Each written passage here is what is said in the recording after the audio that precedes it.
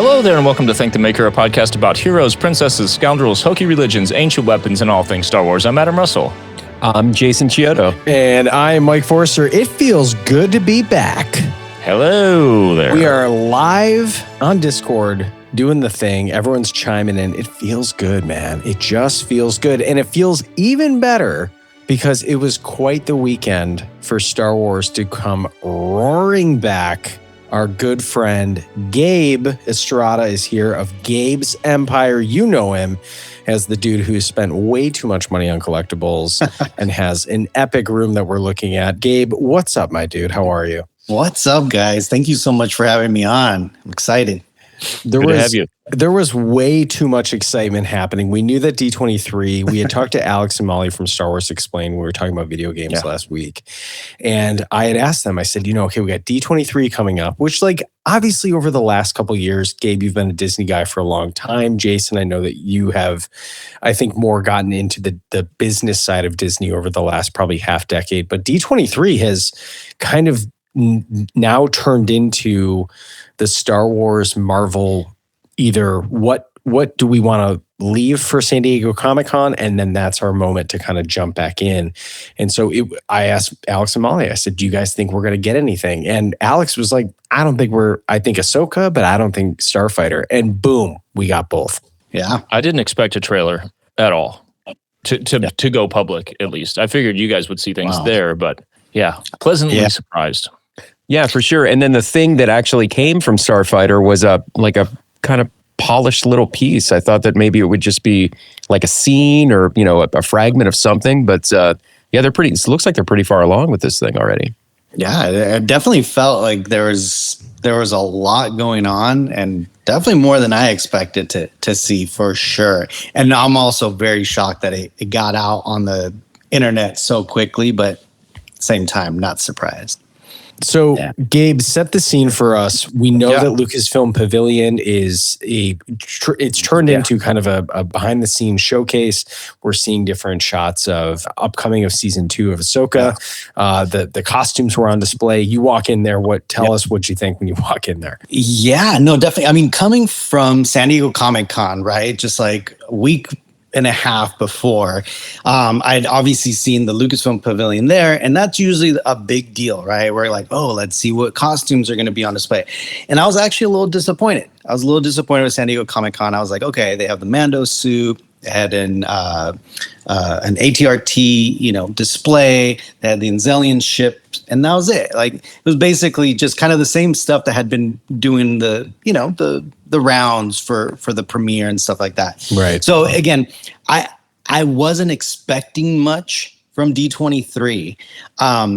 But yeah, so D23 doesn't necessarily have a preview night. So I just want to kind of get that ahead of time. So that Thursday is actually, there's a media kind of thing that they do, right? They get some media in there, and they allow the media to kind of, pre-shoot just some of the B-roll and stuff like that. So during that time, of course, stuff starts leaking, coming out. Now, the next morning, there was a creator event thing that, some of the Disney creators were invited to. But they were able to roam around the floor, but they also had an embargo, and they had to wait till, the opening of the con. So really, I think the goal was to not let anything leak prior to Friday at 9 a.m. Even the media stuff, right? Although media, of course, they took some freedom and, showed some stuff. But anyways, I had access a little bit different way, but I did have early access to it.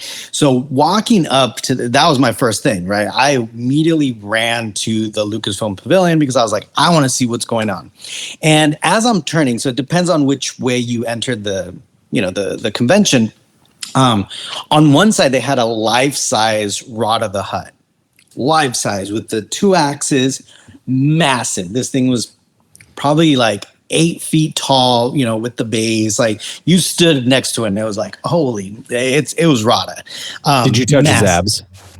I wanted to, but I wanted to be respectful. You had a whole load of laundry that you could have washed on those, but you decided not to. That's impressive.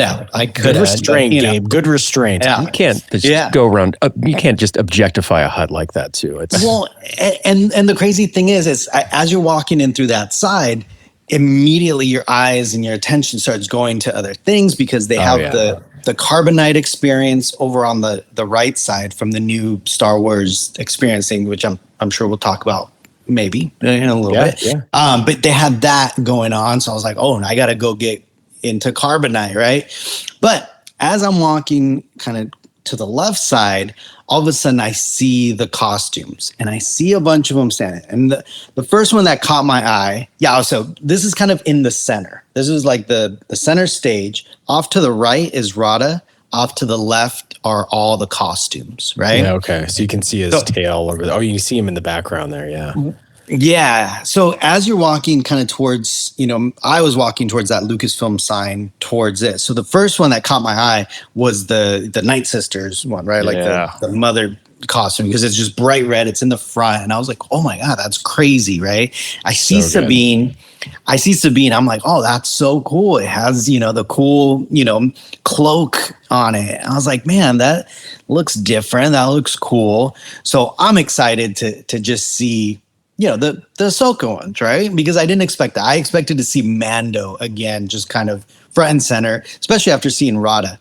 But then in the background, I look towards the back and I'm like, wait, is that Han Solo's costume? Nice. Wait a second.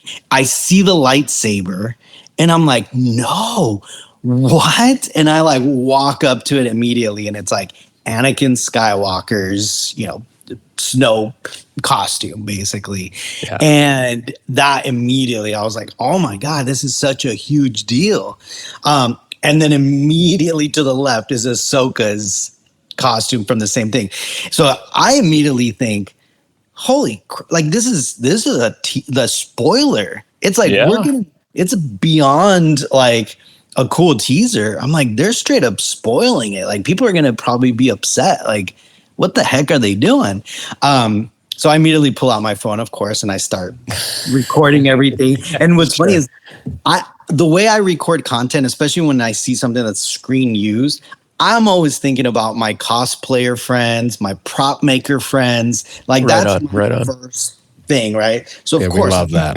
Like close-up shots of like the glove and the lightsaber and all the details, right? Because that's obviously what's important to me. And so I spent like a good at least 45 minutes just filming all of those, getting reference pictures, so all that. But it was just shocking to see the Anakin and Ahsoka ones. And they did it very strategically because they're behind everything, but also very like they're framed very strategically when you're walking in front of it, because your eyes immediately, everything kind of zones right into that Anakin costume. So it was a cool way to display it. And then of course they have like, all of the artwork and all that, which I'm sure we'll talk about. But yeah, I was shocked that they had the Ahsoka costumes, out on display. Right. I felt the exact same way seeing everything come up on Instagram. I went through almost the exact same process with the Anakin suit because I saw the lightsaber first and I was like, wait a minute. Why would someone have and why would it be that? And I started, in a split second, like 100 different possibilities went through my head until I saw the glove and I was like, oh no. And then I saw the shin guards, I'm like, the boots. It just, it all came together. And then of course the next slide on that person's, whose ever it was the Ahsoka one. And it all made sense. But I thought the same thing about like, wow, this is bold. I guess because they did so many, the flashbacks were such a big part of season 1. They feel like if they're really going to reel people in, they want to guarantee people, they want to dispel, or not dispel the rumors, but like just for the record say, yep, everything you've heard and has been rumored about Hayden, here he is. We're going back. We're doing things. We're having fun. And it's such a really tasteful translation from the animated version Yes. All the details are still there, or at least the silhouettes, and yeah, it all comes together. Now, I mean, I don't know about you, but the next thing that I thought of is that he's got a buddy that wears kind of the similar thing, only in tan. I wonder if we'll get to see that too. Ooh, that's a good one. Yeah. I think from when this came out, and we all know Filoni at this point, he loves any opportunity he can to retell a story or dive further into the Clone Wars. That was such a special project for him and George. And of course, we know now that they're planning on showing this trailer with specifically both of these costumes in it, which I thought was pretty smart to do. But yeah, I mean, initially you go into this and go, dang, I mean, the costume team killed it. I know that I saw a little bit of pushback from, most specifically on Ahsoka's costume, from some of the team that worked on it here, because that was Ahsoka the White was Shauna's big project, right? So Shauna Terpsik is no longer with us, but she was the key costume designer for season 1. And this was really her and Judah. This was kind of their costume that they said this was some of our best work. And so to not see her mentioned on there, I can totally understand why it's frustrating, because a lot of these productions were moved overseas, and you can really notice because Thrawn has a completely brand new kit. There were parts of me that go, I really did like that he had, he was attempting to keep up his disheveled appearance after being on Peridia for so long. And so these little details, I'm sure, won't matter to that many people, but specifically in that one, I liked that there were subtle frayed edges, all of that in season 1. So it'll be interesting to see how this kind of plays out. But then, yeah, I'm with you, Gabe. That mother costume is unreal. I wondered the same thing about Thrawn's uniform. In my mind, Thrawn would be the kind of person that, knowing that inevitably he will make it back, he will accomplish his mission, he's got to have a fresh one stored that he wouldn't dare wear in the meantime. One that's ready to go for when he arrives back in their home galaxy. That would track for Grand Admiral Thrawn, that's for sure. Yeah. You know what my favorite thing about Thrawn's costume was? Because obviously, like, you walk up to it and you can immediately, it's Thrawn. It was the blaster, the gun, because the way the prop department made that gun, and again, I don't know if that's canon or whatever, but there's an inlaid Imperial cog and it's almost like a seashell type like of alabaster, like mother of pearl. Yeah, it's like this mother of pearl, like inlaid with like the little cog inside, and it almost like, and I don't know what kind of blaster it is, like exactly like the name of it in Star Wars lore, but in the holster, it looked like a revolver. So it looked really just classic, like classic gun. And anyways, that was like my favorite detail, because the Imperial cog was like clearly like inlaid into that. Beautiful. Love it. Yeah. Huh. Okay. Oh yeah. Now we're talking. So, okay. So Gabe, so this happens. We have all this amazing Brian Matthias concept art in here, and the Night Sisters particularly. Yeah. We're going to cover the trailer, because I think both of these characters specifically are in the trailer. What felt different in your initial reaction seeing this compared to season 2? I mean, they look like warriors. I'm sorry, season 1. Yeah. I mean, they look like warriors, right? I mean, that's the big difference, is that these look like huntresses. Like, they look like they're out to do some damage. And I love still the like Japanese style, like, aspects that you see, like that, the little mouth covering with like the horns, right? It looks like the Oni mask. The Oni mask. I love these. I didn't expect for me to really dig these, but man, they made them look cool. Yeah, they have the Night Sister hood, where they have almost like it's a fit for sure, but they're in Clone Wars where they almost have like exposed arms, but then they have this like kind of pointed hood, right, which is really cool.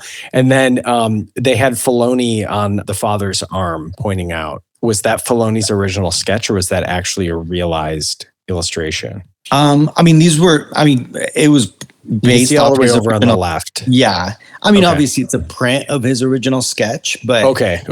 But it did say it was Dave Filoni was on the little title box. Yeah, okay. So, Sweet.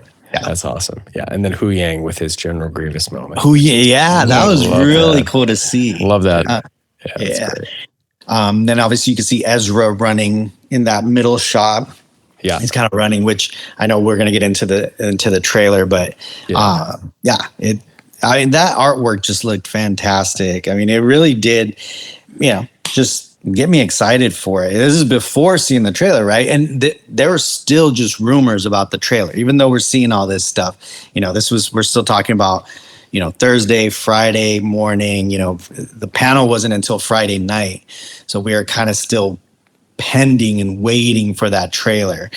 Which I'll give you actually a little insight then, because during the middle of the day, they actually had an Ahsoka panel, but it wasn't really it was like just like an Ahsoka, what did they call it? Like feature or something like that, right? Featurette or so. Yeah, okay. Feature, like they just wanted to talk about Ahsoka, and they brought out Iman, and it was just Iman and Kristen. And she was the moderator, and she was, just kind of going through it. And Iman gets up there and he's talking about it, and then he kind of just leaks it. And he's like, about a teaser trailer we might see tonight. So okay. Oh, okay. So come on. We are gonna get it.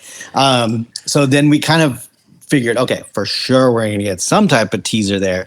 But that was a cool little panel. Just on a side personal note, it was really cool because my kids got picked to go up there, and Iman trained them gave them like lightsaber skills, and both of my kids were up there, taking lessons from, Ezra Bridger himself. From the Jedi. Unreal. That's Ezra Bridger, who has, in a parallel universe, learned from Anakin Skywalker those tricks. Hayden coaching Iman on set. Yeah. Amazing. There you go. So it was a proud dad moment there, seeing them up there with Iman. But so that's when we first kind of found out, okay, for sure we're going to get this trailer, right? And then a little bit after that is when some of the images and videos from Lucasfilm and Star Wars started coming out, with Rosario in the green room, with Hayden Christensen in the green room, actually there, right behind that, that panel room, where they were doing just some, they're signing some posters, they're doing some press and media stuff. So that's kind of when it got released that we would get a trailer that night. Okay. And then Gabe, I don't know if you were keyed into this or not, but I mean, we were all losing our minds at that point, because in some of these images that were coming out through Getty on their PR site, you could see the date on the poster that they were autographing before it was announced. It was like, oh, it's January 20th. We got a date. Let's get it out there. So, that was a thrill. I saw every post I would see, they would zoom in into the little poster, which I actually have the poster, but it's in the living room. But man, the poster is sick. That's a great poster. I love that poster. Man. The poster is awesome. Okay, so let's not get ahead of ourselves, because we got a lot to get through. Okay, so we know that we're going to get a trailer, but then this is the Honda Center at this point. This is kind of how they're doing this, right? So this is where the big announcements are happening. Jason, from your perspective, should we talk about the park stuff first, or what are you thinking? Should we talk about the Starfighter teaser and then the park stuff? Yeah, sure. Sure, that sounds good. Yeah, because Friday night was what they call the Disney Entertainment Showcase. That was the Friday presentation where they talked about everything, all Disney properties, new films, new television, things like that coming up. That's where we got our Ahsoka teaser, and it's also where we got these guys coming out, Sean Levy and Ryan Gosling. Yeah. While we're talking about things that people are zooming into and taking screenshots of and everything else. Yeah, exactly. So Gabe, so you're in the Honda Center. This is kind of where they're handling this. This is where the Anaheim Ducks play. This is essentially the biggest overflow you could get, but it's where they were focusing on revealing a lot of this stuff. So tell us about the vibe, because there's a lot of people at D23 that aren't just Star Wars, but this is the first real kickoff for these campaigns. Tell us about the vibe. I think people want to know. So, I mean, look, right off the vibe is crazy cool, because they give everybody those glowy wristbands that interact, right? So yeah. All of a sudden you walk into this massive stadium, right? And it's huge screens, and they're like multi-leveled screens, right? Like up on the top, on the sides, just like super like crazy layered ones. And then all the little bands are glowing all around. So right off the bat, I mean, the enthusiasm's there, the excitement is there just for anything, right? Now, as a Star Wars fan, kind of almost I'm a Marvel fan too, of course. Like I love Marvel, but I was waiting for that Lucasfilm, just section. Yeah. I did have to kind of endure through Camp Rock 3 announcements, Romeo and Michelle Part 2. That was cool seeing them kind of coming out. So you have to go through all of the Simpsons Part 2 movie, all the Disney stuff, all the Pixar stuff. Although Kingdom Hearts 4, that was a crazy cool. But anyways, so they saved the Lucasfilm one to the like very end, right? So you had to sit there for 2 hours just getting all these reveals and all these. We know what you want. Just hang on. Yeah. Right. And then finally, Star Wars comes on, and the first thing they announce, and it's not really an announcement, it's more like a reminder, is that, hey, the 50th anniversary is coming up, and we will be releasing the original one back in the theaters. They didn't really specify, because again, I'm waiting for them to be like, for sure, it's the I know there's been talks of it, and I think there's been announcements that it's the unaltered original, despecialized. Wow. But I need like solid confirmation of that, because I will be so excited if that is exactly what's going to happen. But anyways, they announced that. And then they go into Ahsoka, I think was first. Oh, interesting. Okay. I think it was, it might have been Starfighter first, now that I think about it. And they did something very interesting, because they started going like, we all know Ryan Gosling, but what he really is known for. And then they did this whole Mickey Mouse Club segment, and it's just him and the Mickey Mouse Club, and it's just nonstop Disney stuff. Disney, like silly, images of him and videos of him. And he actually comes out in a Mickey Mouse Club jacket, and a Mickey Mouse Club hat, and I think he was wearing that Disney hat, but it was definitely a Mickey Mouse Club jacket. So he gets in there, and almost right away is when, he's like, swap the jackets, and he gives him this new awesome jacket. I mean, I'm obsessed with this logo, and dude, I can't believe you didn't come up with this, Mike. Yeah, you specifically. Mike, we were kicking ourselves in the ass about it too, because whenever we did the whole X-Wing thing for Mos Eisley a few years ago, Adam specifically said, "I want to have skulls on my helmet." So if we could have got this out of the way 2 years ago. I don't know why we didn't think of it. Yeah, I feel so stupid, dude. I'm getting my skull tattoo removed, and that's going in this place. Yeah, well, I think there's a part of us that also like would never ever think to like destroy the Rebellion's logo, And I think the fact that like, whoever this was I think Bazatron Prime, as he goes by on Instagram, was also one of the graphic designers for Andor. He was like excited to see some of the stuff out live, very excited to show once more the movie comes out, right? So I was like, oh, okay, cool. So the same Andor graphics team got to work on this.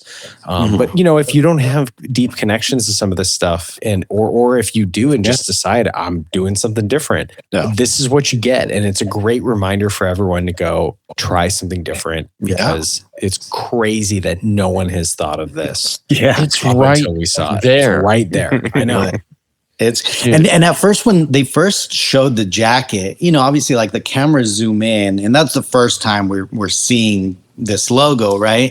And that one. So they zoom in into the big screen, right? And I'm over here with my phone, like zooming in on them, which I'm far away, so like trying to get like this tiny little shot, and I'm thinking, which I would have thought might have been even more clever, especially with the topic of this movie.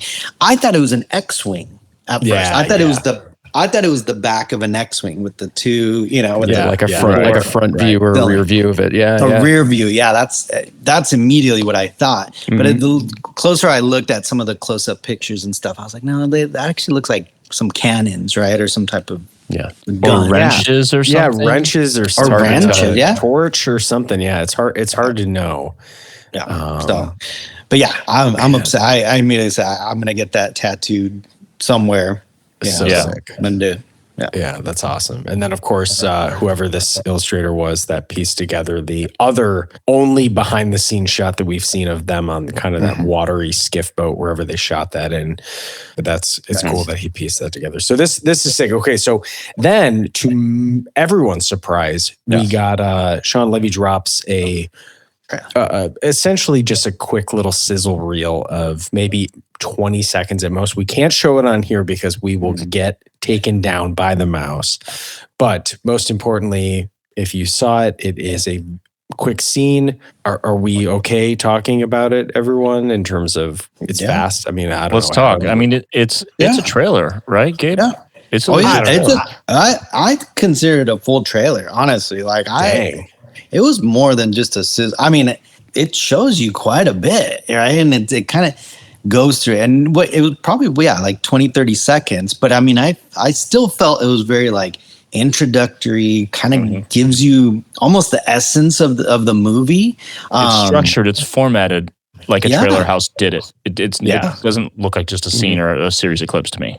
Okay. Yeah. All right. If you're listening to it, and obviously if you're avoiding spoilers, don't listen. But basically, it starts off with the kid who we know is the subject, and comes in to essentially a hangar and a garage, right? And says, "What is that?" And Ryan Gosling's character, who now goes by Cade Oberon, which it's great, especially for people who drink Bell's beer. Oberon enjoy it, which means the sun.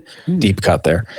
What's the model? He says, Jason. It's that's the decommissioned G17 Imperial Reaper. Right. Imperial Reaper. And he says it's the fastest one ever made. And he says, the kid says, I've never heard of that. And he says, that's, there's a good reason for that. There's a good reason for that. Yeah. Then cuts into a couple. If you don't know, I'm not going to tell you. Transitions to putting, of course, the sheet back over the muscle car, and then a couple shots of them with this parasail skiff that they're riding on, which is sick. Yeah, and that whole shot, I mean, it's really, I keep going back to it, but Claudio Miranda in Star Wars is like, I mean, that's us eating good here on Thank the Maker. I mean, that's exactly what we would want to see, and there's already some flashes of that brilliance, especially in that wide shot on that parasail. It sort of looks like a kiteboarding sort of a situation where my initial reaction was, is that the same thing as what Lando has on his gambling shirt? Oh wow, that would be cool, huh? I was like, because I've always wondered, like, is it a kite? Is it a ship? Like, what is it? What is that? Because it kind of looks like it's like a chill, almost like it has like a beachy scene, which is very like, you think kites, you think, free flowing, blah, blah, blah. But to your point, Jason, Claudio is the DP for probably most notably as of recent. He did Top Gun Maverick and also did F1. And so I felt like in the one scene that we've now seen a couple times where we have, I think we saw it first in Rogue One, where you have the camera mounted to the side of the fuselage with the sense of like the shake, the weight, how fast they're going. I was like, this in 20 seconds, 30 seconds, I was like, I was already in, but I am in. Yeah. Gabe, the reception to it, I'm curious from your perspective, like after that happens. Oh, the whole place just went up. Like it was insanity in there. And think about it. There's 17,000 people in that arena. Like it just went insane. Especially like I said, when they showed the jacket, right? And I'm like, actually, like I'm looking at it right now, and now that I see it, that scene when kind of it looks like maybe a garage door open or no, it's just panning up. It shows the logo. It looks like he's actually carrying the cannon, like one of the cannons. That's probably that's right. Yeah. Because like you got to hold it like right at that last frame. But yeah, no, I'm telling you, the whole crowd just went insane for it. And especially obviously when the lettering comes out and the logo, finalizes with it. Yeah. It was just chills, man. It was so cool. Two things about this. One, this is really just scratched at the surface, and it's so exciting because this is all new. This is 100% new, and we haven't seen any villains, no sense of whatever the dark side is in this. So this is really scratching the surface. The second thing is that I've heard people on here now twice say that this thing is about 20, 30 seconds. Guess what, guys? This thing is actually just over a minute long. So so that tells you how good this piece is, that it moves along quickly enough to make you think that it's actually that short, but it's actually just over a minute. Yeah. Crazy. A lot of shots in there. I mean, of course, in theory, if someone were to have the ability to watch it, this is all conjecture. What I meant when saying that I was watching it, I meant in my mind. It's in my brain. I'm remembering it. Yeah, well, I think too, movies. the one thing, because we're going to speculate eventually at some point, once probably what I would say would be the actual trailer comes out, was that, of course, this is an Imperial ship. At the time period, the First Order has been defeated. I thought that was interesting that we are set. This story is supposed to be set about 5 years after the rise of Skywalker, but we have an Imperial ship. So now we're kind of looking a little bit of we can obviously conjecture over if we have the TIE Avenger. We have a couple of rare ships that have been mentioned throughout Star Wars lore and Star Wars history. So it'll be interesting to see. Jason had found, was that what was were the blueprints from? That was a schematic. You know what? This is just one of these super talented people that exist on the internet now that can just extrapolate this from looking at a couple seconds of footage and make really accurate looking line art. Okay. And so they were able to make it and sort of allow you to wrap your head around what this thing looks like, and it does look unusual. It doesn't look like anything that we've really seen before. I think that we were talking on our chat here that it sort of has a little bit of a like an agricultural sort of an industrial look to it. Right. And I wonder if this is going to be like an Onyx Cinder sort of a situation where maybe this is just like the underskeleton and there's more body parts that go on it or something. I'm not sure. Who knows? Like its armor and you can imagine it being much sleeker, I guess, underneath, because it does have the sort of like TIE Fighter meets a Star Trek, like a Starfleet ship kind of layout where there's a central body and there are the nacelles on the side or the panels, whatever. You know what I mean? Kind of winged out. Yeah, and there's a big negative space in the center of it too. It's unusual. It doesn't immediately scream Imperial ship. And that's what I thought was really interesting. And so then where we have like TIE variants, right? Thrawn's, fleet that was never, the Tarkins, like we're not doing that. They look like TIE fighters, And even when we think about Kylo Ren's TIE Silencer or the Whisper, any of these ships, like they still have that look to it. And there's very few parts about this ship that feel Imperial to me, especially if it's of that era. So it'll be very interesting as we get a better look at it to see where this goes. But regardless, on the apparently 1 minute clip that we saw, I'm like, this already sounds insane. So I'm not jealous, Gabe. I'm a little jealous. I mean, So real quick, let's think about if it was, what does he say? What's the line? Like it was a canceled or decommissioned or something. Decommissioned is what he said. Yeah. So it could be decommissioned in the sense that like it never went to production. Like it was a project.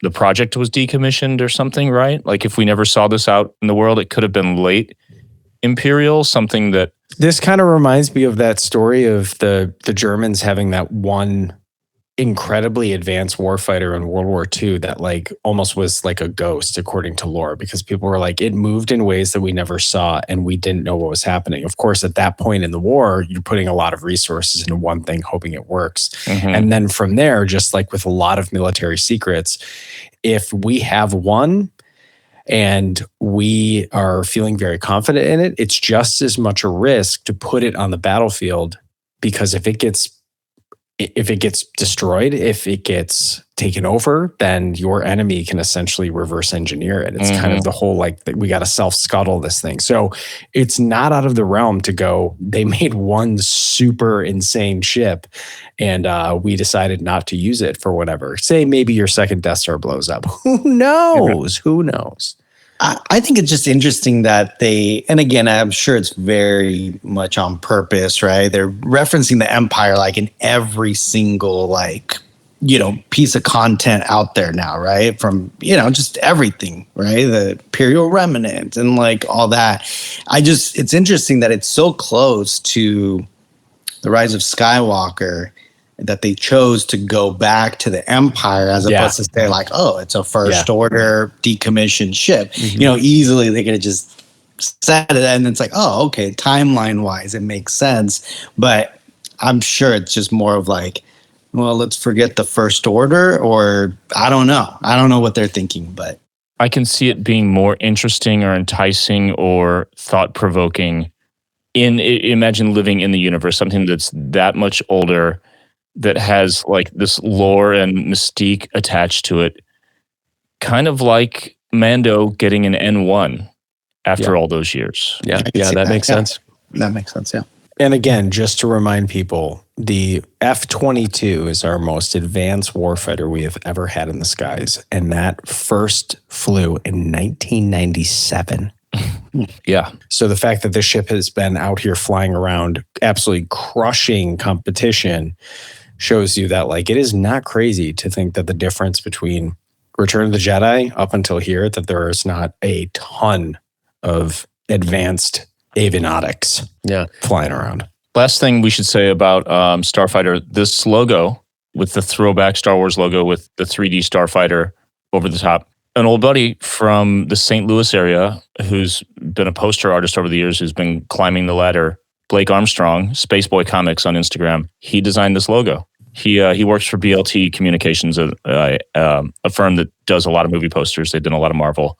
And now some Star Wars. Once again, not jealous. I'm not jealous. But let's run through the parks real quick.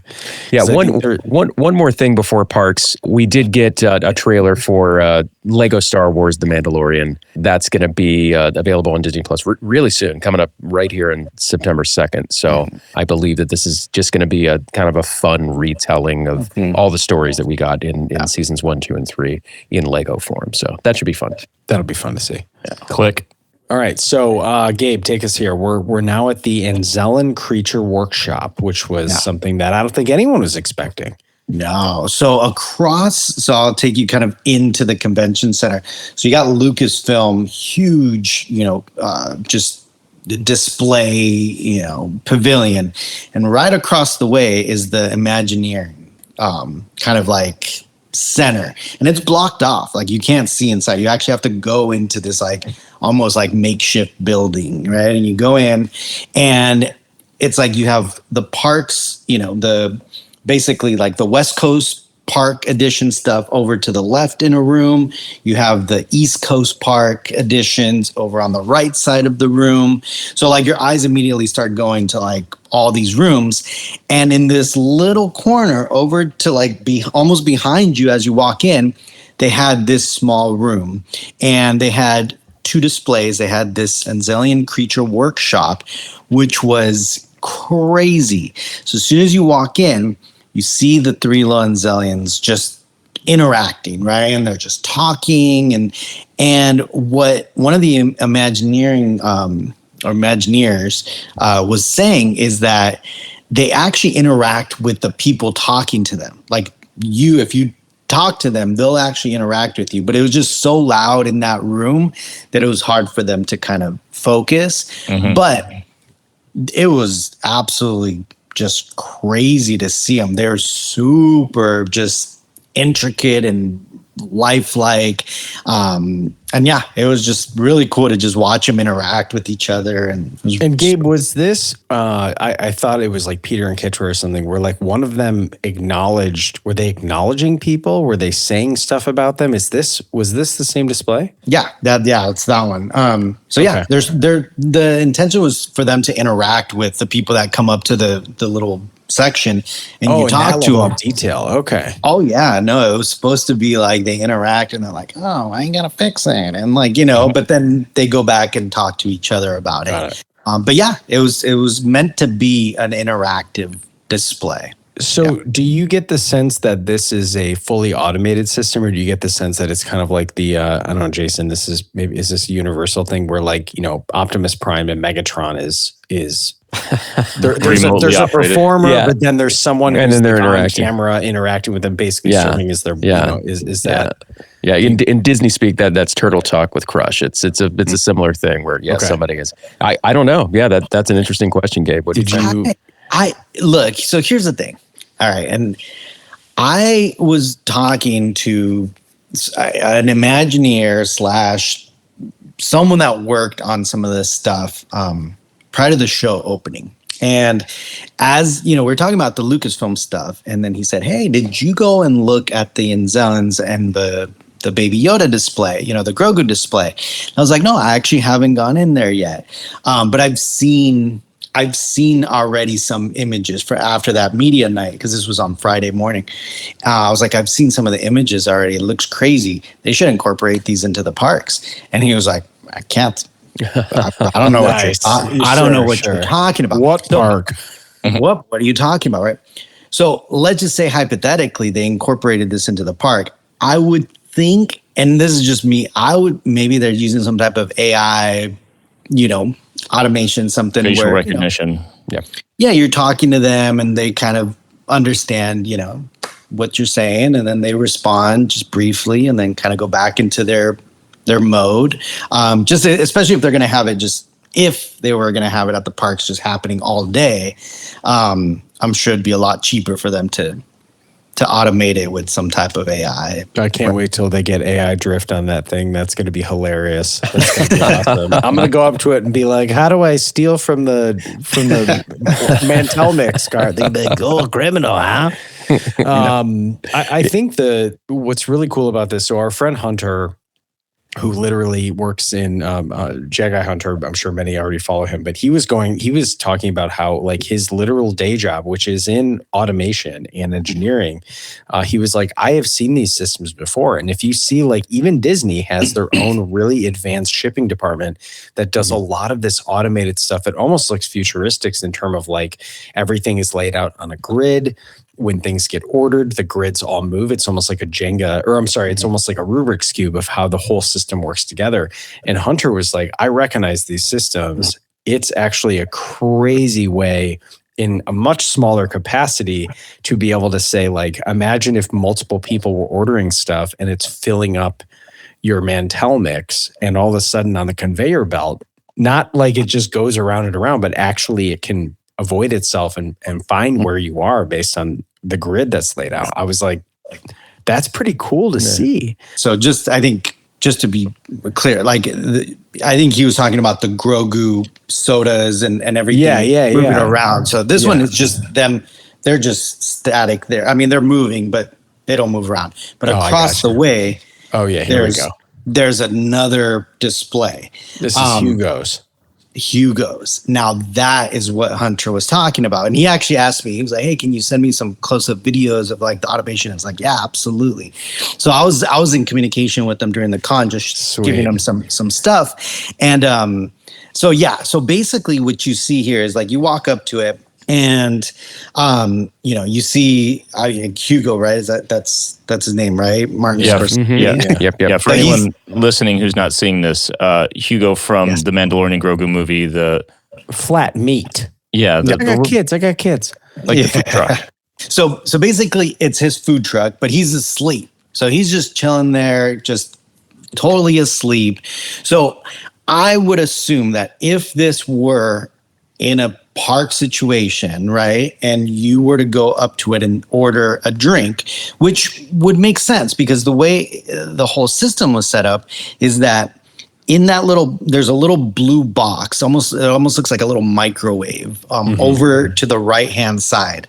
And that thing opens up, and out of that come these like floating little like They're almost like little coasters. They're like these little robotic coasters, and they're interacting, right? And they're like moving around, and all of a sudden Grogu is like peeking from underneath it, kind of just looking at it, right? And he'll stay down there, but you could see his little eyes pop up, and then the little rope, the little coasters kind of like, they even make little cute noises like, sure. And all of a sudden they go away. Then all of a sudden the next round, there were 7 sequences, because I was talking to them, one of the Imagineers. There's 7 sequences that we got to see. Now in the next sequence, you open it up, and all of a sudden the sodas from Galaxy's Edge, the little round, little thermal detonator. Looking, right? So then you see a Coke, a Diet Coke, and one of the Jawa, is it pretzels or Jawa? They sell them currently at the park. There's some type of snack that's like a Jawa snack. But anyways, they're current snacks at the park. Those are on top of the little coasters, and they're moving. Now, as they're moving across, they're avoiding Grogu because Grogu comes out and he wants to steal them. So then that's when the little coasters are interacting to try to avoid Grogu stealing the goods, right? So what I could see this in like practice, right, is you would go up to it and you're like, I want to order a drink, right? You'd, I don't know, I guess push in whatever drink, you'd pay for it. And out of that little blue microwave would come out, your drink would come out, and then Grogu would try to snatch it, and the little coaster would move along and then dispense it somehow, because you definitely wouldn't be able to grab it because, they're floating little magnet little bases. So it'd have to dispense it, which it does. It opens up and it drops those little coasters with your whatever snack. So I'm sure there's probably going to be some type of dispensing system on the bottom. But anyways, the coolest one though, they had one of the sequences was Grogu actually, like one of the sodas comes out and it's trying to avoid Grogu, and Grogu gets so upset that he uses the Force. And you could actually see everything dim and just glitch. That's great. And it's like, and then the little soda's like, and then goes down the hole. That's awesome. So it was, that was really impressive to see. It was just really fun, really cute. The Grogu animatronic that they had on there was so detailed, because we're kind of used to seeing, especially at the parks, it's a basic kind of movement, right? That you see, like you see the ears and like, you see like some of the facial features. Okay. This one was really, really intricate. Like you could see his little smile. Like it was just really well done. So nice. Yeah, definitely one of the highlights this convention for sure. Yeah. And it's great that there's like this wink and a nod that, not officially going to be coming to the parks, but boy, I really hope that they're working towards bringing that both of these there. That would be a really cool thing. They don't do this level of development and put this thing in front of people if there's not a great chance that it's showing up, obviously. With actual snacks from the park, right? Right. Like, should we take a look at the Batu Buddies real quick? If you were anywhere near the internet over the last week, I mean, it was impossible to avoid these. The closest thing that I would describe it as would be like a Furby. It's an interactive little toy, plushy toy. It comes with this sling that you put over your shoulder. These are available at Droid Depot. There's a little bit of a ceremony that happens whenever you pick your buddy, and then they turn it on, and it's sort of it pairs to you, and you become its parent immediately. Gabe and I are both new Ewok parents. Papas, Congratulations, guys. That's really great. Thank you. So. And the Ewok is available now, and then coming down the line, there's going to be a little Grogu and a little Hutlet. Now, I do want to mention something really funny about those. So we picked them up on Friday, and actually Justin, Sonfield, he was there, and we both picked one up on that day. And while we were in line for Space Mountain, we started noticing that it starts growing, because the whole thing it's pretty crazy animatronic. Like the brow goes down, like it actually interacts, the nose wiggles, the little nose wiggles. So it has a lot of the ears, movement.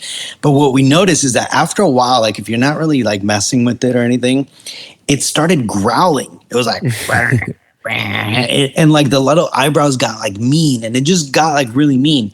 You have to feed it. in order for it to get happy again. So kind of like they got you Tamagotchi, guys no, yeah. to buy a $60 furry Tamagotchi. That's Dude, crazy. it is more than $60, Mike. plus accessories. yeah. You need to buy the food separately. So. Okay. So- yeah, sure. Oh my god. Anyway, yeah. So those are at Door Depot. Those were a new item this weekend that everybody was showing off. Last one of note that we have here is a specific campaign that's going to be coming to Fortnite called Smuggler's Gambit. That is going to have some interactivity, some synergy with Smuggler's Run, the actual real life attraction where you pilot the Millennium Falcon. Actually, the way that it was described to me was that this is a standalone little mission that happens in Fortnite that includes Hondo Ohnaka. Whenever you complete this mission, you're able to load that onto an app, and the attraction will be able to recognize that you have completed what you need to complete in Fortnite, and then give you some exclusive content whenever you ride the ride in real life. So, Two questions. Yeah. One, do I need to start playing Fortnite? Two, I guess so. If with the changes with the sunsetting of the Disney Play app, what is the app experience like? What does this integrate into? How does this work? Do you know? I don't know. I'm not sure. Apparently, there's some sort of way for it to follow you into the park. If anyone in the Patreon chat knows, let us know. Yeah. All right. Well, we're well into this episode and we haven't even looked at the trailer yet. Mike, sorry to you in Eastern Time Zone. Yeah, that's great. We can do it fast. We can do it quick. We can be, We'll do it. we can be disciplined. All right. Do we want to watch the trailer? Jason, you have it broken down shot by shot in slides. But I should do. we watch? Yeah, let's the rip it off actual one time. trailer? Let's rip it off one time and check that out. All right, here we go. Tell me, Ahsoka. What troubles you?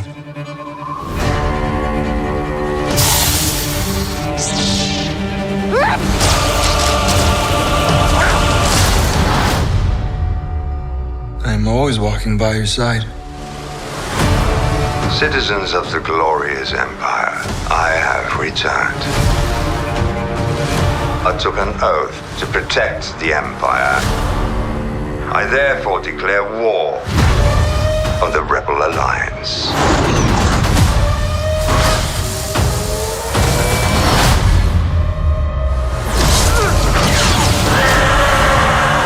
I had a vision. What did you see? War. More and more danger than I thought. Balin claimed to have knowledge of a power. Master! One that could end wars.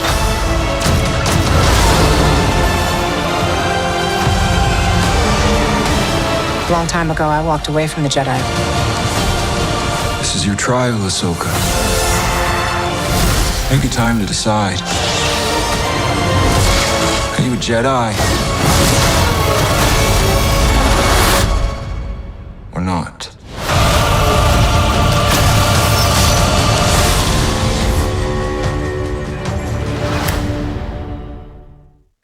Well, that was Oh, sick. man. Yeah. Jeez. Adam, how do you feel because you've been really diving? I mean, are you done with trailers after this one? I want to be, but also like as a host of a podcast. Once it hits your lips. Yeah. That too. I feel like it's part of our job to get into this stuff. And I, in the past, I've made the remaining clips, the ever dwindling remaining clips kind of things, the reels week to week. So I don't know, man. All right. Well, let's get into it then. I'll drive if you guys don't mind. Yeah, get in there. First shot. A-wing. Yeah, right on. First shots. Oh, and we got some A-wings. It's going to be great. First shot, we got a pair of U-wings. U-wings throughout this trailer. It's just nice to see something that is still less than 10 years old, first seen in Rogue One, so thoroughly integrated into Star Wars lore now. There's just U-wings now. It's great. Okay, so this is we're all assuming this is Dathomir. It has to be. It looks that way with the color and these And the clouds, vines. smoky. Yeah. Yeah. Next, definitely Dathomir here. Of note, we have some. Graves. we have some new looking New Republic troopers that are facing off against some night troopers. So this is the evolved Rebel Commando from Endor with the famous donut that looks like it's been updated and modernized, which I like. I mean, I like that they're kind of leaning into the white armor, which is ironic. Good guys wearing white armor. How about that? Yeah, it's interesting. No need for any Ewoks to be afraid of that head covering. That's right. Especially the updated version. Especially if you got a Biscoff. Night troopers fighting alongside Night Sisters here. You can see one of them with their laser bow on the left. Dude, what I'm anticipating in these last two shots, they're moving through this graveyard, and you can just imagine soldiers, warriors popping up out of it. Popping up as they go, just like zombie style. Yeah, that hand, like, yeah. We're going to see that horror movie shot, 100%. Baby Ahsoka, we're on a snowy planet. Are we on Ilum? What do you think? Do you think it's something new? I guess it doesn't really matter. Do it, Sasha. Destroy Barbie. She looks great. Here's Anakin and Padawan Ahsoka walking among some fallen clone troopers. Here's another look at those live action clone troopers that we've seen before. What is like the consensus on the live action clone trooper helmet? Did a known maker like basically create what would become the canon shape that's wearable, or did they pull from the fandom? How did this all pan out? Is this this is an Armor Party question here? Yeah, this is. I think if I remember seeing someone who had screen matched it, this is from the Shauna Terpsic version of the clones. Okay. Which is cool. So we've seen a couple of different versions. We have the British production. We have Shauna's version. So what is interesting is that they use Shauna's version instead of going with the Andor version, which we didn't really see. But this is real people. And so I'm assuming that these costumes were maybe taken from the flashback scenes in season 1, which of course Dave Filoni is one of these people who is like, you're going to use the same ones because canonically it's the same time. So this would track. So as we see more of them in the future, we'll see. But yeah, that's this is a wearable suit right here. Yeah. And this is a British production, so it is, I guess, a little unusual that I guess Dave wanted to bring his old costumes back over the pond to shoot these. Are they different sculpts though? The British versus the American productions? Like, you see the side by sides of all the different eras of helmets and things, right? Yeah, I think Black Falcon was the one that did, or RBX or whoever did the clones for Andor, and then I think they also did them for a different production, but it's a new sculpt. It was the British. That's what I'm getting at. They didn't pull like an existing fan-made one, you know, from the community and say, okay, we're going in with this. No, and I'm sure they could have, but I think it turns into a whole legal thing of like, hey, that's mine. The other thing to note is the episode with the cold weather suits was from an episode of the Clone Wars on Pantora, which we remember, but this one was the Trespass episode that has Ahsoka and Anakin both rocking those kits. And Columbia did, Gabe, right? Columbia did a remake of both of those jackets, I think, right? I don't remember the Ahsoka. I know they did. I think Columbia they did the Norway. Yeah, Mike, I'm with you. I've got the pullover version of it, and they did a button up. One was in blue and one was in tan for Ahsoka, sorry, for Anakin and Obi-Wan. Yeah. I've got one. Yeah. I got one. Okay, I didn't even know that. I remember the Norway, right?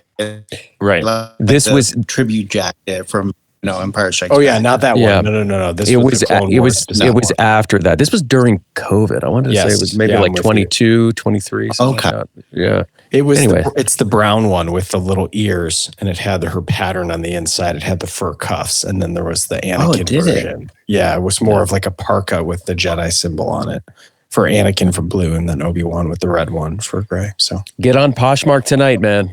Let's make it happen. Stupid expensive. Yeah. So here's Anakin and Ahsoka walking through the forest, approaching some unknown Force user, and this Zoolander-looking guy has got a very unique saber staff for multiple reasons. Yeah, very much so. It looks like two independent hilts that have, sabers extending from the outside like you would typically see in a staff like a Darth Maul, but then in between them, they are also connected by what would be a third lightsaber blade. This is a high consequence weapon right here. It sure is, yeah. Yeah, this is not to be wielded by an amateur. You got to be pretty good at this one. But what I think, Jason, what really threw people off about this was that it is a teal blade. It is not blue. Yeah. It is not green. It is very specifically this color. Yeah. And of course, then there's there's ideas of people saying, "Oh, he moves like Marok." Was this Marok before he was?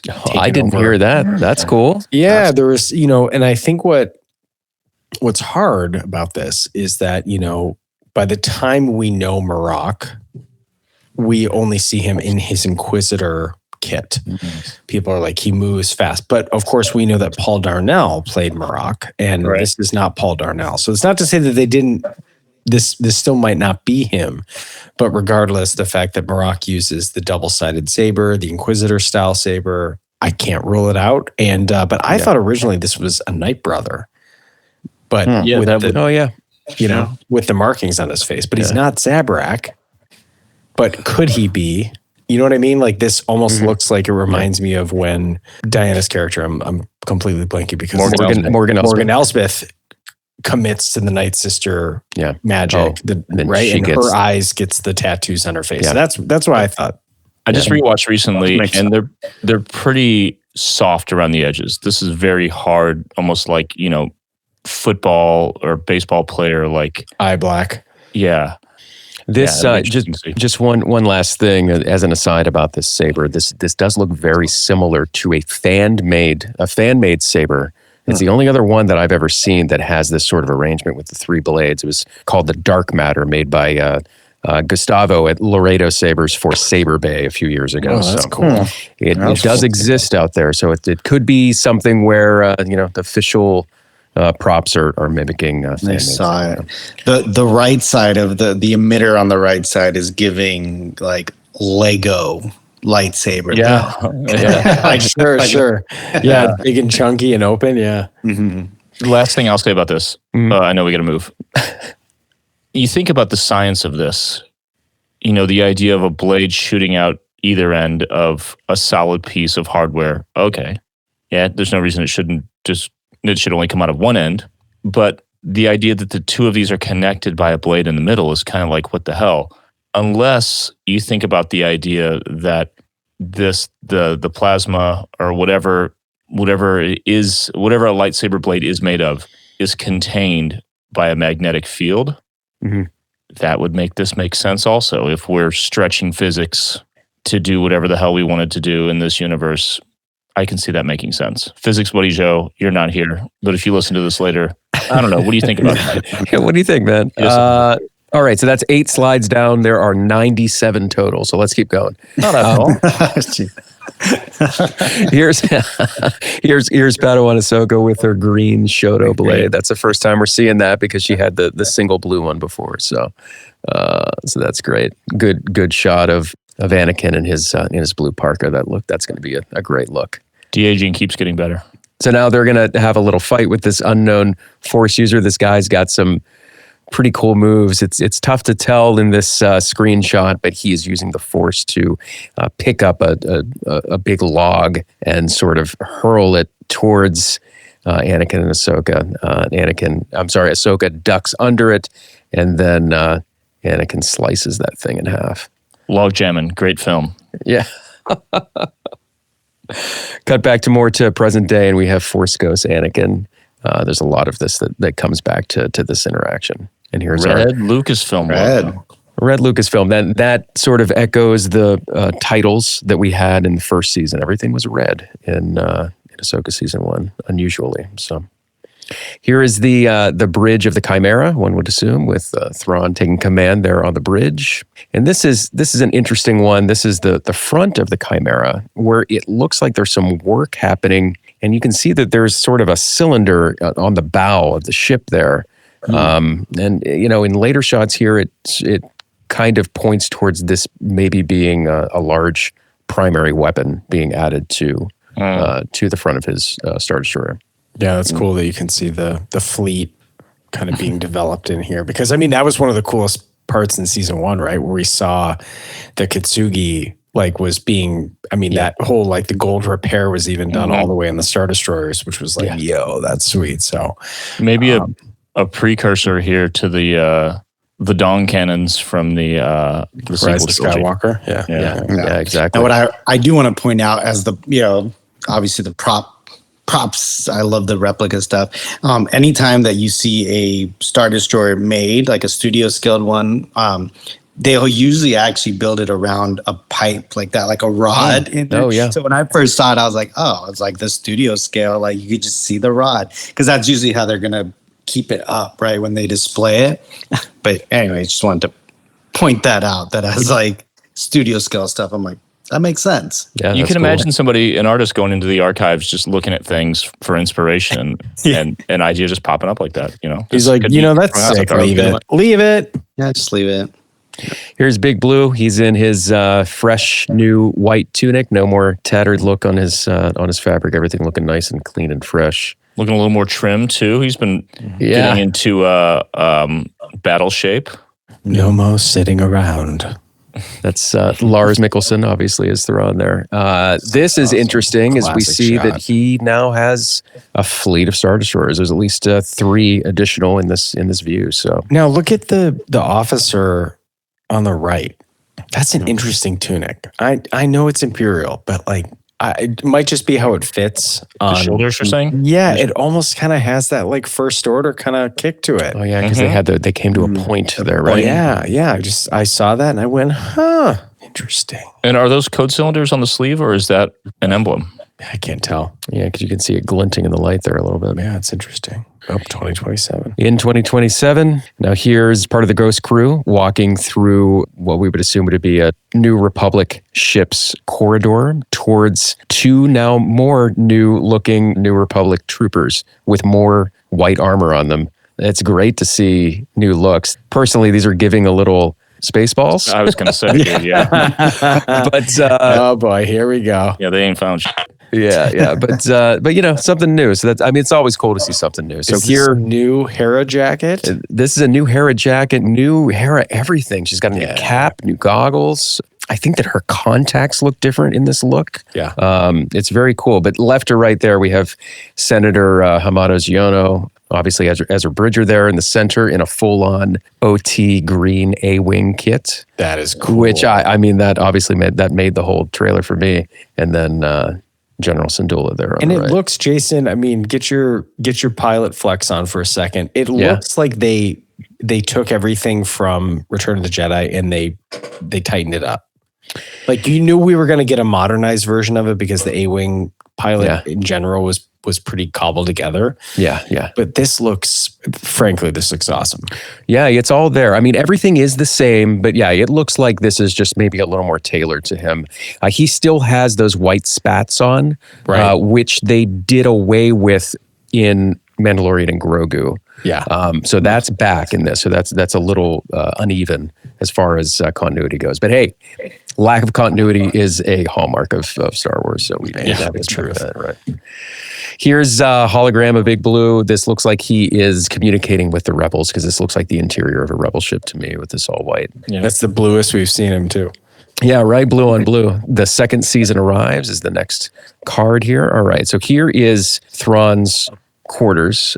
Obviously, if you know anything about the character, that he likes to, participate in the finer things in life. He likes to collect art. And over there on the right, we have those 2 a baby dinosaur Ysalamiri statues, which are, straight out of the books and then made their way into Rebels. And now we're seeing them for the first time in live action there in his quarters.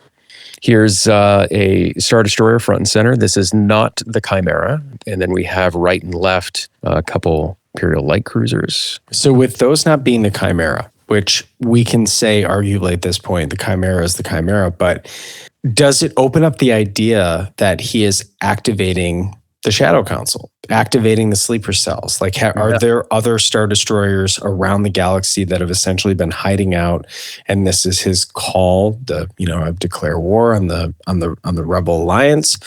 Are these aligned? former Imperials that are kind of like, oh, good, he put the call out, let's go. Because the last we saw of his fleet, they did not look like this, which makes me think, where did these Star Destroyers come from? Shadow Council 100% in my mind. It's got to be. Here we are back on a New Republic ship. This is a new look for a holotable. These graphics look incredible. What we're seeing here is Hera and Senator Ziono looking at a holo representation of the prior shot, which is the Star Destroyer and the two light cruisers, and another angle at the same thing. Really cool looking graphics there. This is a whole bunch of TIE fighters flying out of the hangar of a Star Destroyer. And now we have these squadrons of TIE bombers. What a cool sequence this is. Have we ever seen them carrying warheads like this? No. These, single warheads that are the same as each pod in the TIE bomber? I think the only time we saw them was, or when they were really dropping like the artillery was Empire on Empire, on the asteroid, on the Exogorth, or the asteroid that had the Exogorth in it. Yeah, and those were just like plasma grenades or whatever they're called, right? Yeah, right. And we come to find that these things are these pods that are holding troops. They're able witches in this case. They're able to some witches. Yeah, they're able to drop, these modules are able to drop, and they attach themselves to these New Republic ships. They bore a hole. We can see some New Republic some New Republic fleet troopers that are, waiting for this to occur, and sparks coming from the ceiling. The big round ship. So these things, they're dropping and then turning perpendicular, connecting. Yes. Got it. And then this day is not going to end so well for these folks. They're holding DH-17 blasters, by the way. Yeah. Classic OT. It's what the first blaster that we actually see in the whole saga there on the Tantive. And somebody's going to catch a bolt from one of the Night Sister energy bows here. Straight to the neck. She's what a scary. sick shot this is. Yeah. This medium close of a Night Sister with an energy bow, just getting ready to. She's scary. FS up. So, and here's some Night Sister magics happening. Yeah. Look at that grill. Yeah, it's crazy. Here we have a shot of what looks like an escape pod descending towards what probably looks like Dathomir as well. Yeah. So, Hold your fire. Yeah. Here we are on the surface of Dathomir. There's a few things happening here. First, we have the three Great Mothers in the center. We have night troopers flanking each side of them. We have Enoch there in the center left, and then to his left, our right, is that Night Sister that we see from the Brian Matthias concept art with that Japanese style Oni mask. Yeah. One would assume that she is like Enoch, the lieutenant for that Night Sister army. And the sword with that huge long hilt that he's holding that we'll see later. Just it looks lights sick. up in green is sick. Here's Ahsoka the White. She's back on Peridia. And our first look at Sabine in her new armor, new hairdo. Blonde Brought hair. brought her art supplies and her hair supplies with her, of course. Yeah, that's great. Yeah. What else are you supposed to do out there? You just start weaving. Yeah. This one shoulder pauldron that looks like it's woven. Yeah. That's new, yeah? That is new. And we can see from the mannequin at D23, right, Gabe? Mm-hmm. She's got those on both shoulders and both knees, I believe, right? Yeah. I didn't realize they were woven. I'm trying to look at the pictures, but It's almost like hemp, kind of like, almost like. Yeah, it's awesome. It's really well done. Yeah, super cool. And of course, the T6 Jedi shuttle remains. Oh, This yeah. is they're standing on it there. All right, B-Wings. There We we have go. some Mark II B-Wings. They're using that composite beam laser. And they are strafing the surface of the Chimera in the shots. With and we can see it's the Chimera because it's got the hyperspace ring.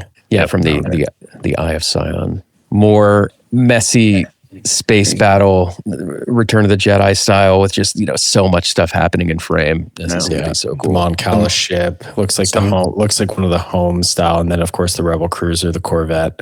Mm-hmm. Yeah, there's a shoe. Yeah, there There's better be a shoe, shoe. tornado somewhere. There better be a shoe in there somewhere. Yeah, there's these new style New Republic cruisers that we saw first in Ahsoka Season 1. Those are called Defender class cruisers. The hamburger style light ones? cruisers. Yeah, they have. Yeah, from the front. Yeah, it has that really smooth sort of ovoid shape to it. And then there's one CR90 Corellian Corvette in there too that you can pick out. What are the home one? Was it called at the end of Empire? All the way in the back. There's one, and then to the right and left of center, right? Yeah. Is that what they're called? It's an MC series ship with the kind of the rounded style, but it's basically short for Mont Calamari. It's a calamari on that. No, the smaller in the back, the one that has like the almost like turkey gobble front part, and then the medical frigate. Oh Yes. no! Oh, yes. yeah. And it has the very skinny center portion to it. Yeah, I know what you're talking about. yeah. Here's Ahsoka and Sabine on their howlers, making their way to a rock formation that's covered in sort of circular patterns that have been carved into the rock that evoke that world between worlds sort of motif. Yeah, where the lightsaber battle went down, where Sabine left.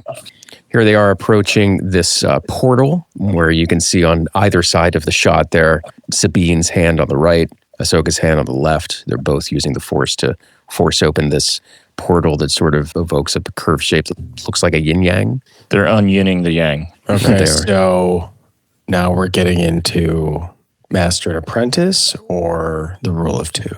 Mm-hmm. Here's another shot of the T6. It's operational, we can tell from this, so they can at least fly around in it. So that's great. In the snow.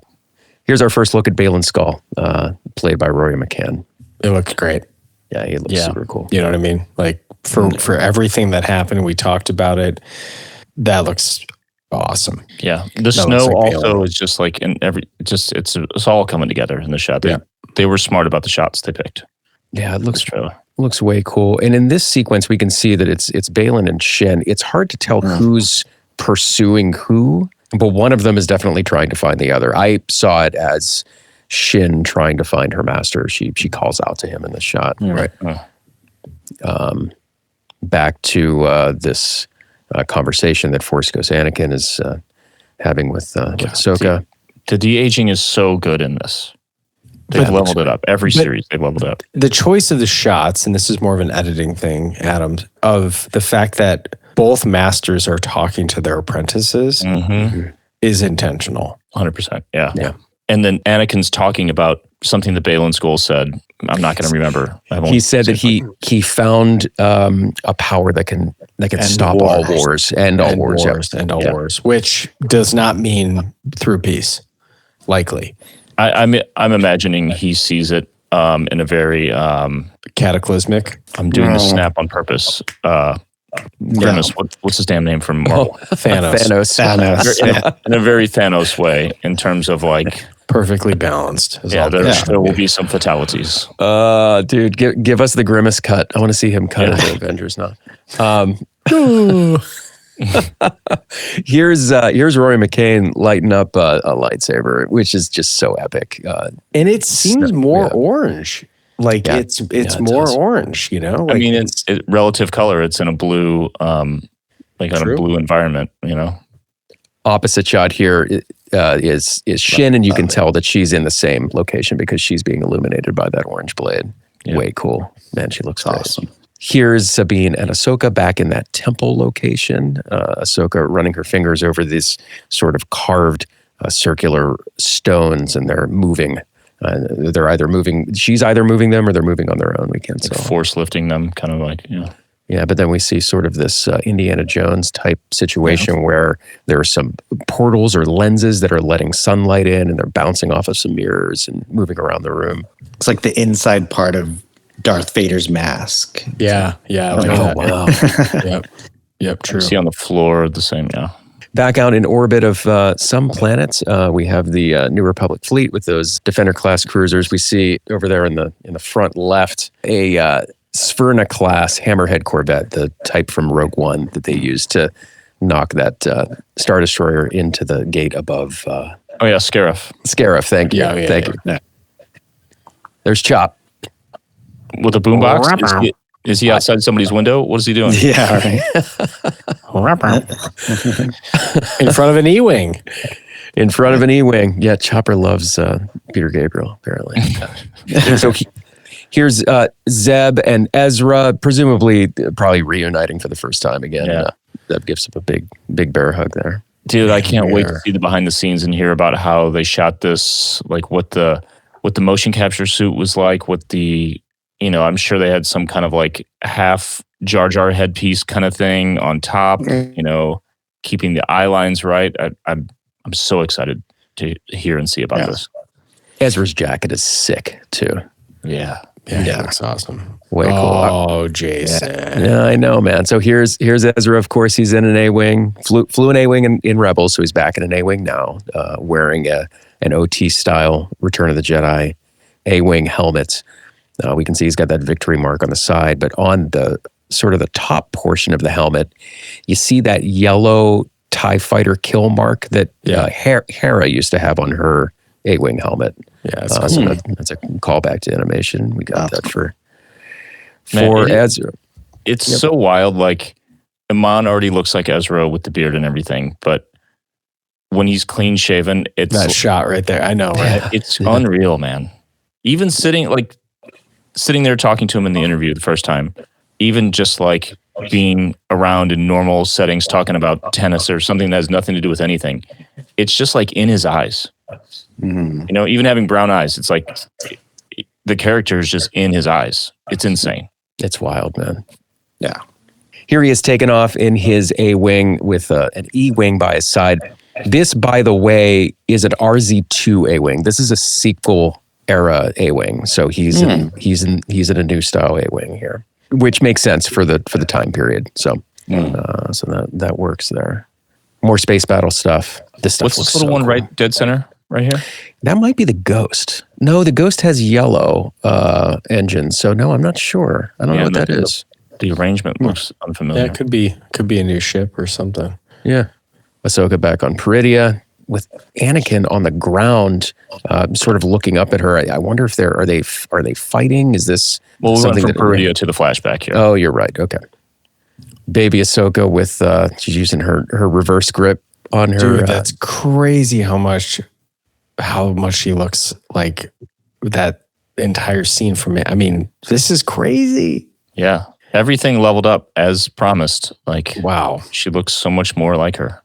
Dathomir, definitely Dathomir here. Crazy battle scene happening on the ground. There we go. Here's our boy. Here's Amon. He's got himself a DL-44 blaster. We have a group of yet another new style of New Republic troopers using that Return of the Jedi donut helmet. Again, lots of neat stuff happening here. Can't wait. So does this look like they're approaching the graveyard, or they're seeing the first introduction to the night troopers? This looks like a reverse of the shot that we saw in the beginning of the trailer to me. Yeah, it could very well be. Yeah, that could all be. Well, because we're going to see. Well, stay tuned here. We're going to see some interaction between Ezra and Enoch here coming up. Real quick, back on that one. Yeah, sure. The light on dark vest over the jumpsuit with the holster and everything is evoking a little bit of like from Solo, the outfit that he had on briefly. Oh, for sure. Yeah. I'm talking about Empire. Yeah. No, from the Solo film. Oh, from the Solo film. I'm talking about the he had the when he had the white vest. Yeah. Yeah. And it's kind of it's weathered in a way, or I don't know if it was detailed, where around the pockets and the tailoring and stuff there was kind of like black. You know what I'm saying? I don't know if it was purposely. It almost looks like it was a black, and then he honestly painted it. Yeah, it's like a punk vest. It looks like he did white out. Yeah. Great look on everybody in this shot. Of course, lots of cross-cutting going back to that conversation with Force Ghost Anakin and Ahsoka. That's sort of driving the whole narrative of this trailer.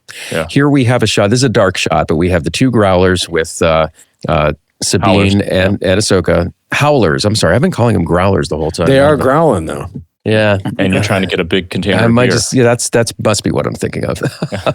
Ahsoka's got her one lightsaber. She's only got one lightsaber left, so she's got that one in her hand. Sabine has her two trusty blasters, her two Westars, dual wielding those.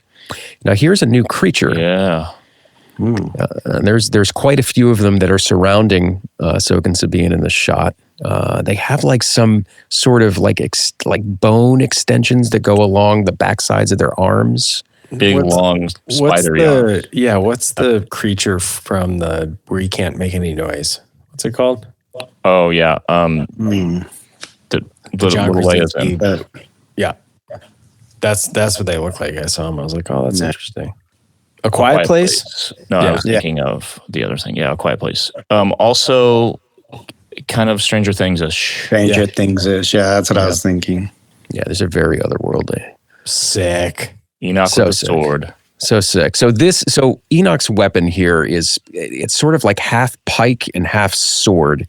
It evokes a polearm that's similar to a Chinese guandao is what it's called. Mm-hmm. And of course, this is imbued with lightsaber magics. It has the green flame on it, like the Sword of Talzin. Yeah, coming off of it. Yeah, that's awesome. You have to wonder what happened to the Sword of Talzin after Morgan Elsbeth was killed. Is it going to get used? Is this it like reforged or something?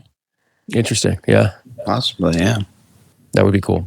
And he's about to lock swords with Ezra and his lightsaber, his blue lightsaber.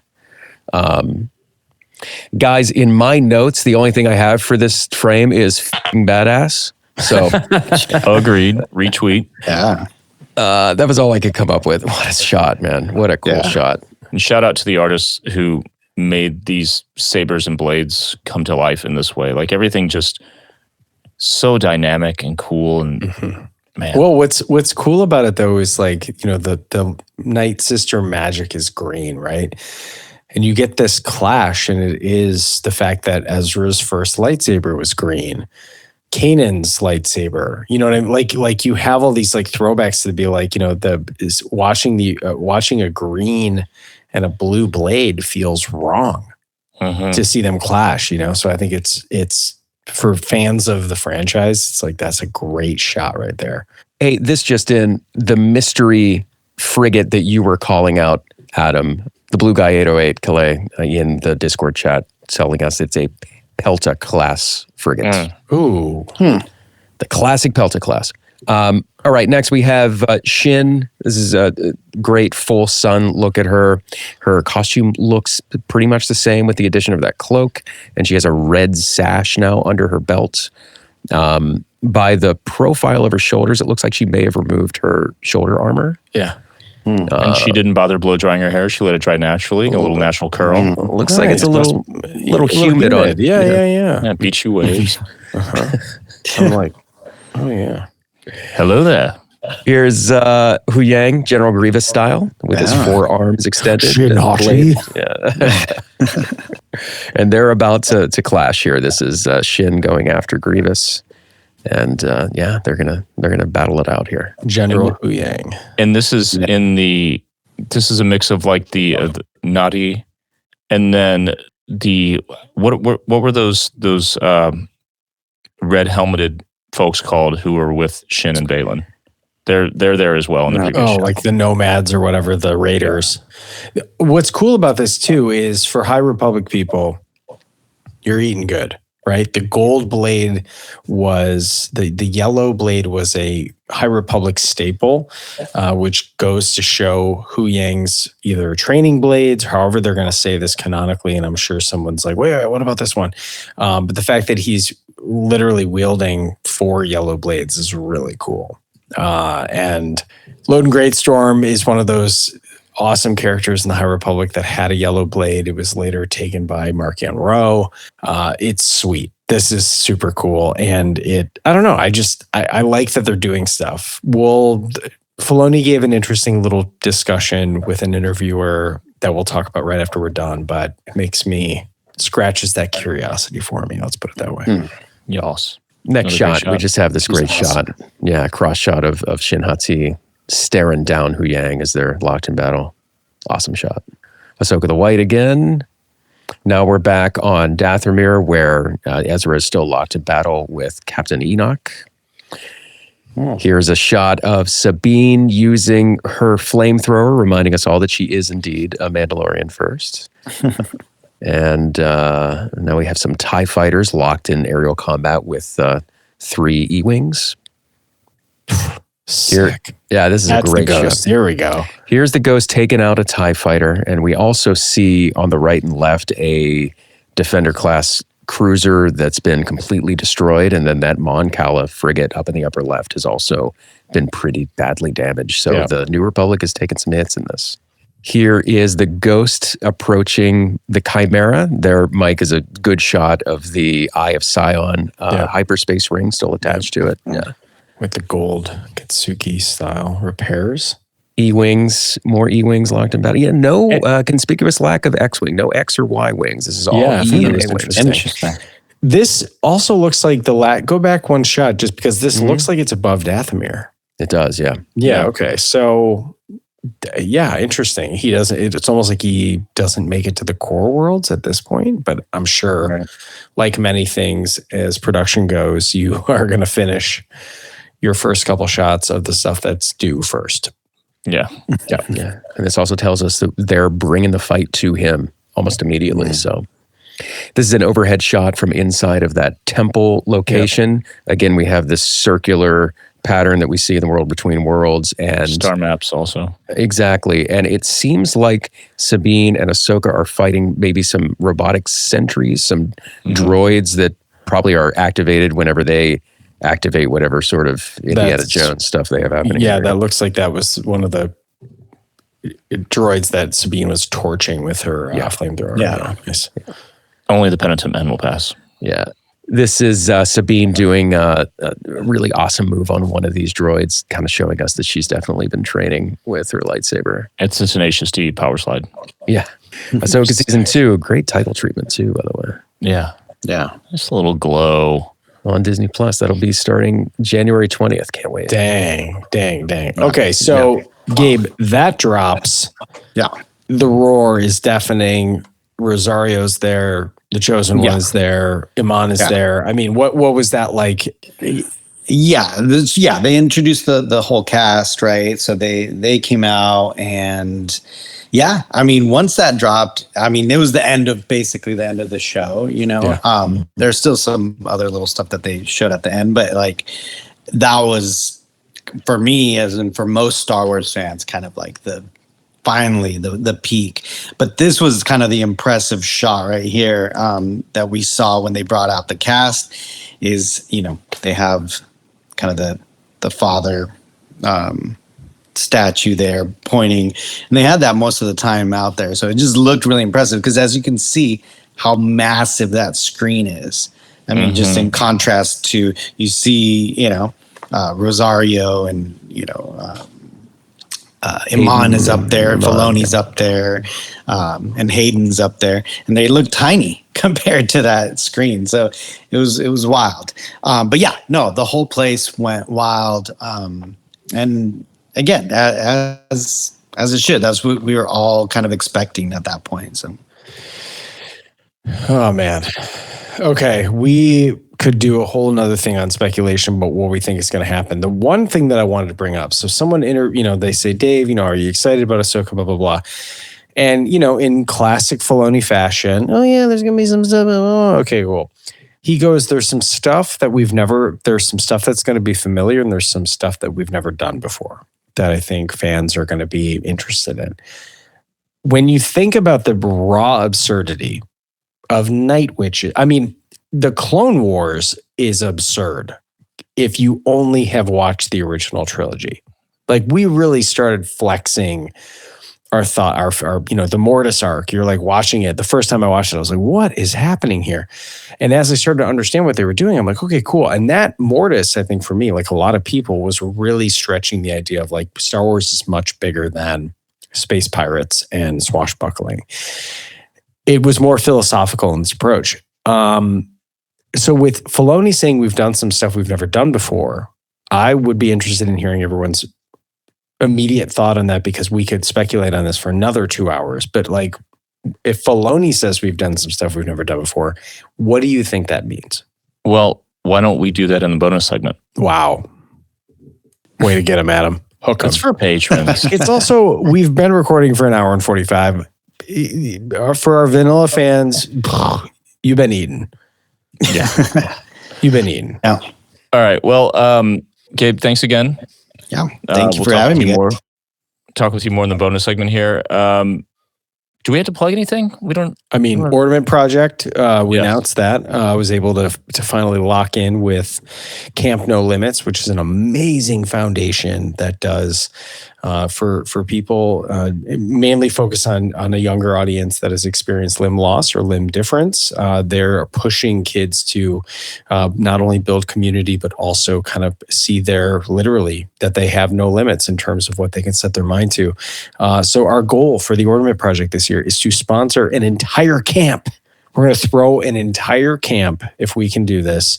And right now our goal is around $50,000, but the already excitement amount of people that have reached out to me to say, like, how do I do it? How do we get involved? Has been incredible and overwhelming. And so that is part of our process of what it is that we're going to do this weekend. I'm working on getting some details and then also figuring out how to do this, because this is going to be the biggest one yet. So I'm expecting over 100 ornaments this year. It's going to be insane. So very excited. Follow along. It's going to be great. Amazing. They're fans. I talked to the marketing person for Camp No Limits, and she sent me a picture of Grogu sitting on her dashboard, and she said, I am all in. Let's do this. Heck yeah. That's going to be great this year. Awesome. All right. Well, everyone, thanks for watching. Thanks for listening. Patrons, we'll see you momentarily. Everyone else, until next time, may the Force be with you.